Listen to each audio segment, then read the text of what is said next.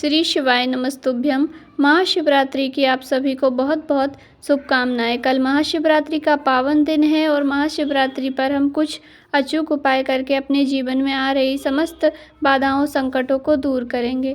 तो आज से रुद्राक्ष महोत्सव शुरू हो गया है कुबरेश्वर धाम में, जिसमें गुरुजी ने महाशिवरात्रि की कल की पूजन के बारे में कहा है कि कल हम सब बहुत ही धूमधाम से महाशिवरात्रि का पर्व मनाएंगे।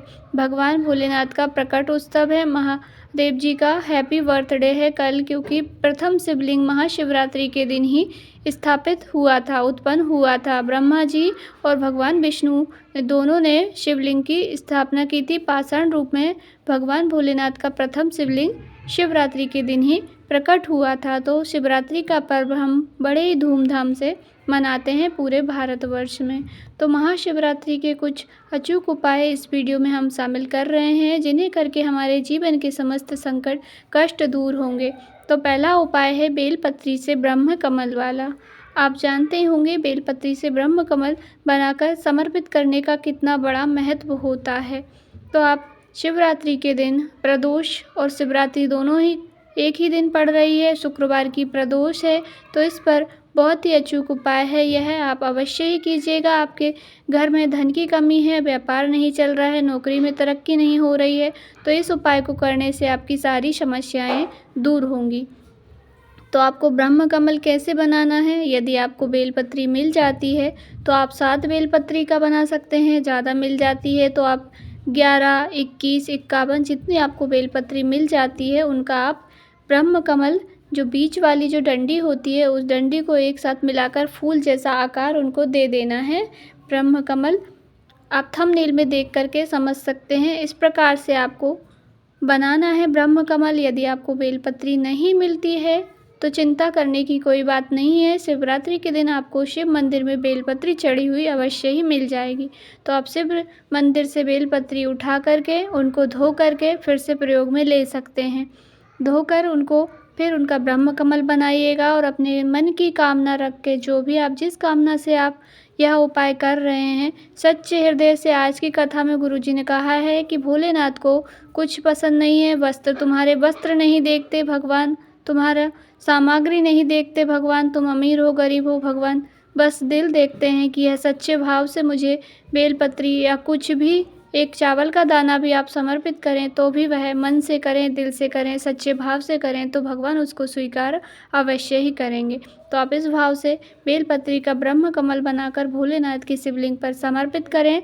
आपके जो भी कामना होगी वह अवश्य ही पूर्ण होगी।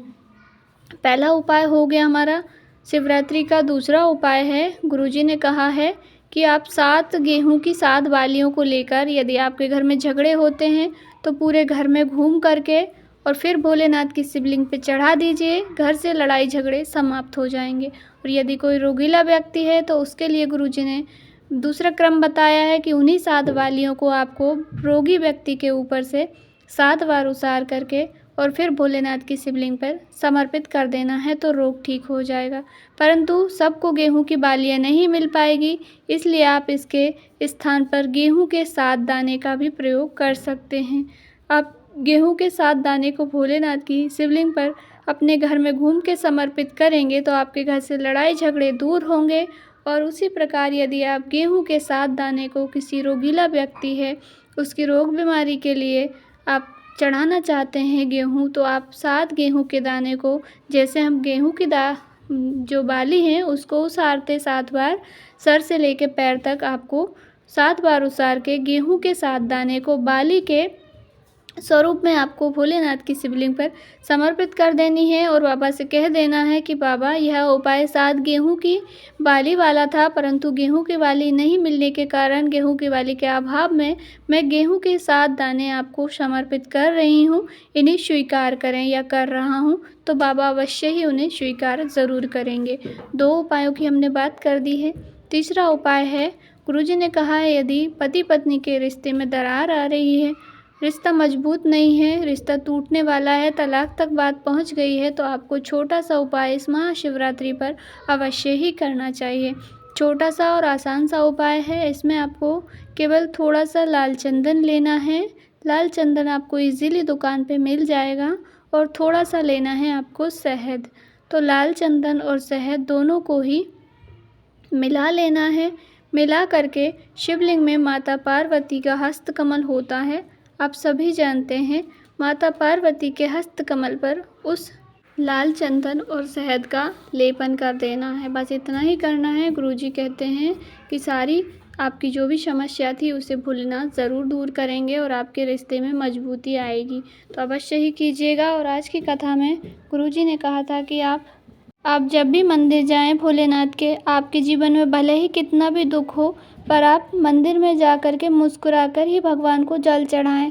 बाबा सब जानते हैं आपके जीवन में कितने दुख हैं, कितनी तकलीफ़ हैं, फिर भी यह हंस के मुस्कुरा के मेरे शिवलिंग पर जल समर्पित कर रही हैं। और माता पार्वती भगवान भोलेनाथ से कहती है कि इनके जीवन के समस्त संकट को वे दूर कर दें। तो भगवान हमारे सारे कष्ट, सारे दुख अवश्य ही दूर कर देते हैं। जानकारी अच्छी लगी हो तो वीडियो को लाइक ज़रूर करें। चैनल पर नए हैं तो सब्सक्राइब करें और कमेंट बॉक्स में श्री शिवाय नमस्तुभ्यम अवश्य ही टाइप करें।